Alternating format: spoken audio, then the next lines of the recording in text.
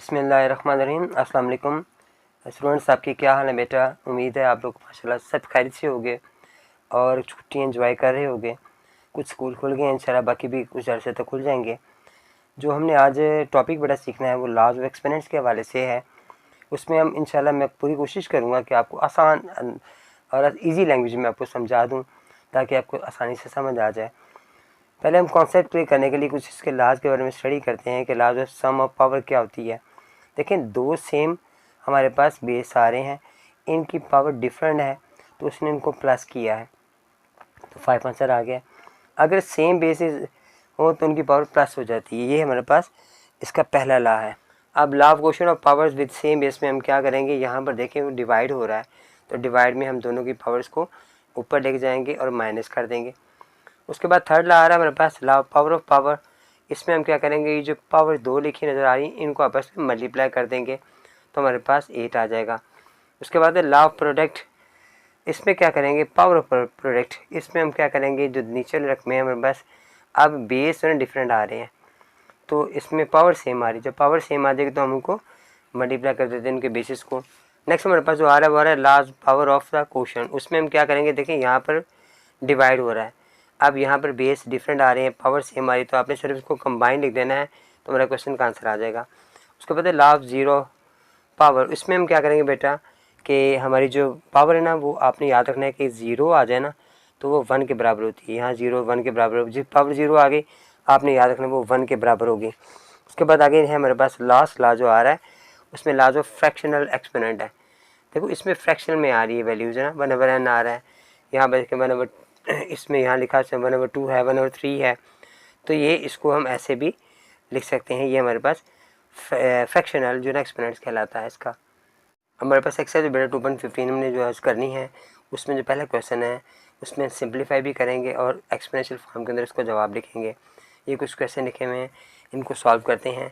जो पहला क्वेश्चन हमारे पास लिखा हुआ है ना बेटा, उसमें देखें बेसिस डिफरेंट आ रहे हैं, पावर सेम आ रही है तो हमने भी इसके हमने जो इसके लास्ट पढ़े थे उसके मुताबिक जो बेसिस डिफरेंट हो ना तो आप उन्हें एक ब्रैकेट में नोट कर लें और पावर को एक मरतबा लिख लें। अब ये कितनी मरतबा हो गई, ये 10 आ गई और पावर 4 आ गई। क्वेश्चन मुकम्मल हो गया हमारा। यहाँ पर देखें हमारे पास जो टर्म आ रही हैं वो ये मुकम्मल एक दो टर्म्स हैं, ये जो मल्टीप्लाई हो रही है हमने इनकी पावर को प्लस करना है। ये इसकी पावर 1 है, इसकी पावर 1 हमने इनसे प्लस करना है तो 2 की पावर x + 3y।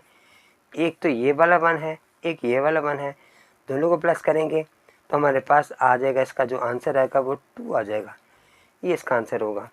यहाँ पर हमारे पास जो क्वेश्चन आ रहा है उसमें दोनों पावर्स आपस में मल्टीप्लाई हो रही हैं, इन्हें मल्टीप्लाई कर दें तो 4 3 12 इसका बेटा आंसर आ जाएगा। नेक्स्ट में देखें हमारे पास ये भी बेस जो हैं वो डिफरेंट आ रहे हैं, पावर सेम आ रही है, एक्सपोनेंट सेम है, आपने इसे कंबाइन करके लिखना है और इसे आप ऐसे भी लिख सकते हो। ठीक है, ये क्वेश्चन का आंसर आ जाएगा। जो नेक्स्ट पार्ट है हमारे पास इसका आ रहा है उसमें डिवाइड हो रहे हैं। जब डिवाइड हो रहे हैं हमारे पास उसे आप एक दफ़ा फ्रैक्शन में लिख लोगे तो ये जो फ्रैक्शन में वैल्यू डिवाइड हो रही होती है ये ऊपर जाके माइनस हो जाती है। 9 की पावर 8 - 3 जब आप माइनस किया आपने तो 9 की पावर 5 हमारे पास इसका आंसर आ गया। ये भी क्वेश्चन हमारे पास क्वेश्चन नंबर 1 जैसे ही आ रहा है, इसमें भी सेम बेसिस आ रहे हैं उसमें आप इसे एक दफ़ा लिखेंगे और पावर को हम प्लस कर देंगे तो t की पावर हमारे पास 7 आ जाएगा इसका आंसर।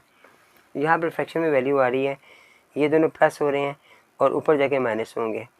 यहाँ भी ऐसे भी कर सकते हो, 7 ऐसे लिखा है, 3 की पावर 4 + 3 किया, ये भी 7 आ गया। अब 3 की पावर 7, ये वाली 7 ऊपर जाके माइनस होगा, 7 7 से कैंसिल हो गया, 3 की पावर 0 आ गई। तो अभी हमने पढ़ा था उसके लास्ट के अंदर जिसकी पावर 0 हो 1 के बराबर होता है तो ये इसका आंसर होगा बेटा। यहाँ पर भी दो रकम नज़र आ रही हैं, दोनों को हमने ऊपर जाके माइनस करना है। 8 में से 3 माइनस किया और 5 में से 2 माइनस किया, ये 2 की पावर 5 आ गई और 1 की पावर 3 आ गई, ये इसका आंसर होगा। नेक्स्ट इसका जो पार्ट आ रहा है हमारे पास उसमें भी हमारे पास बेस जो है ना वो सेम आ रहे हैं, पावर इसमें प्लस होगी 4 + 9 तो ये 13 हमारे पास बेटा इसका आंसर आ गया। दोनों पावर 0 आ रही हैं, हमें पता है कि जिसकी पावर 0 हो 1 के बराबर होता है और 1 1 ज़र 1 हमारे पास इसका। 11 पार्ट में बेटा हमने ये देखें, ये जो आपस में हो रहे हैं ये 2 और 3 आपस में मल्टीप्लाई हो रहे हैं। हमने मल्टीप्लाई किया तो 5 की 6 आ गया, ये 5 की 4 आ रहा है, जबकि 5 की 7 आ रहा है। पहले हम इनको प्लस करेंगे, 6 + 4 आ गया बेटा, ये डिवाइड हो रहा है, इसको नीचे ले जाओ आप, ठीक हो गया। ये 10 हो गया, ऊपर जाके अपने 5 की पावर 10 में से इसको माइनस किया, जब हमने इसको माइनस किया तो 5 की 3 बेटा हमारा ना इसका आंसर आ गया।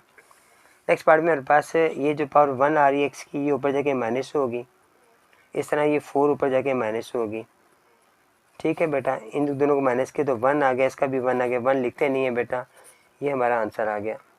क्वेश्चन नंबर 2 में जो बड़े सवाल आ रहे हैं हमारे पास वो फ्रैक्शन में आ रहे हैं, कुछ फ्रैक्शन के बगैर भी आ रहे हैं। तो देखिए इनको सिंप्लीफाई कैसे करेंगे हम और सॉल्व कैसे करेंगे। अब ये 2 की पावर 4 आ रहा है, ये 8 हमारे पास आ रहा है। अब आपने क्या करना है, सॉरी 2 की अकेला है और x की पावर 4 आ रहा है।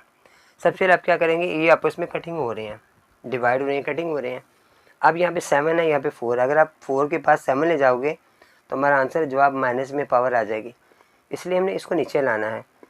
2 ऐसे ही आ गया, 8 ऐसे ही आ गया, x की पावर 7 थी, -4 हुआ, ये -4 भी नीचे लाएंगे ताकि जमा हो जाए, वरना हमारा जवाब माइनस में आ जाएगा। अब ये 2 1 ज़र 2 2 4 ज़र आ गया, 1/4 ऐसे ही आया, यहाँ माइनस किया, x की पावर 3 आ गई और y की पावर 7 आ गई, ये बेटा हमारा आंसर आ गया। ये भी फ्रैक्शन में वैल्यू आ रही है, इन्हें प्लस करना है, वो कैसे करेंगे, इन वैल्यूज़ को लेकर ऊपर चले जाएंगे, ऊपर जाके प्लस की हो गई, x नीचे आ जाएगा। अब ये प्लस माइनस नहीं हो सकती, इसलिए यही इसका आंसर होगा। यहाँ पर देखें ये भी कैंसिल हो रहा है, 6 है, 2 है, ये 4 ऊपर जाके माइनस होगा, अगर आप उससे नीचे लाओगे तो ये माइनस में जवाब आएगा, जो हमने नहीं लिखना। 2 को 6 से कैंसिल किया मैंने, 3 आ गया, x की पावर भी 3 आ गई, क्वेश्चन का जी आंसर आ गया।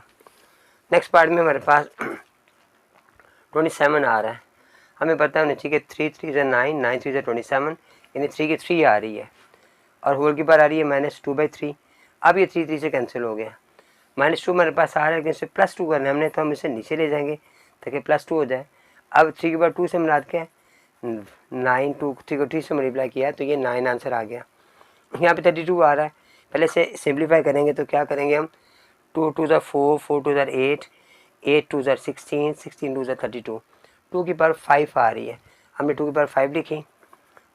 अब ये x की पावर 10 है, ये जो पावर बाहर है ना बेटा, दोनों की पावर से मल्टीप्लाई हो रही है, आप इनको अलग अलग लिख लोगे ताकि आपको आसानी से समझ आ सके। अब ये कैंसिल हो गया, 5 2 ज़र 10 आ गया, ये 2 बच रहा है, हमें पता होना चाहिए 2 की पावर 2 से मुराद 4 है और x की पावर 2 2 ज़र 4 ऐसे ही आ गया, ये बेटा इसका आंसर आ गया। जो भी क्वेश्चन नंबर, इसका जो क्वेश्चन 2 का पार्ट नंबर 7 आ रहा है उसमें 81 हमारे पास आ रहा है। पहले से फैक्टराइज करेंगे, हम सिंप्लीफाई करेंगे या एलसीएम लेंगे आप, तो 3 3 ज़र 9 9 3 ज़र 27 27 3 ज़र 81, यानी 3 की पावर 4 आ गया, a की पावर 4 आ गया। ये जो होल पावर आ रही है ना, ये बेटा दोनों से मल्टीप्लाई होगी, इससे भी मल्टीप्लाई होगी, इससे भी मल्टीप्लाई होगी। ये 2 आपने काट दिया, 2 2 ज़र 4 आ गया, इसे काटा 2 2 ज़र 4 आ गया, अब 3 2 ज़र 6 आ गया और a की भी 6 आ गया। अब हमारे पास 6 आ गया है, तो 3 को आप 6 टाइम्स मल्टीप्लाई करोगे बेटा, जब आप मल्टीप्लाई करोगे तो हमारे पास जो जवाब आ जाएगा इसका आएगा 729 और a की पावर 6 बेटा इसका आंसर आ जाएगा। जिसका नेक्स्ट पार्ट आ रहा है हमारे पास, इसमें 2 टाइम्स आ रहे हैं, इन्हें अलग करके मल्टीप्लाई कर लो आप, क्योंकि इनकी पावर कोई नहीं है। x -2 है, इस पर 3 है, +3 करो, 7 मल्टीप्लाई होने से प्लस होंगे। इसी तरह y2 है और ये मल्टीप्लाई हो रहा है सेम, उसके बेसिस हैं तो इनकी पावर प्लस होगी। ये 4 आ गया, यहाँ पर 1 आ गया जो लिखते नहीं है, यहाँ पे 3 आ गया, ये इसका आंसर आ गया।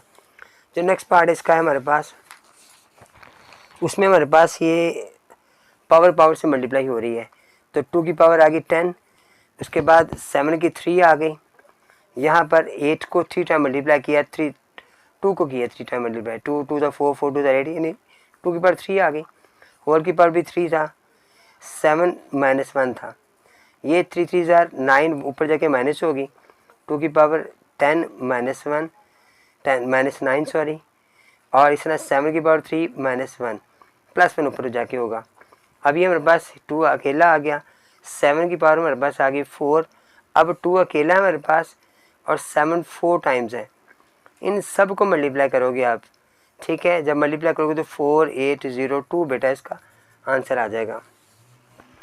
यहाँ पर 3 ऊपर जाके माइनस हो रहा है, 5 के साथ 3 माइनस होगा। इसी तरह ये 5 ऊपर जाके माइनस होगा।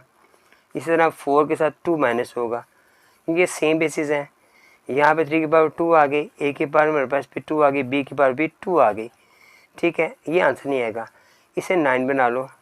अब ए की 2 कर लो, बी की 2 कर लो, अब ये बेटा आंसर हमारे पास आ गया, ठीक है।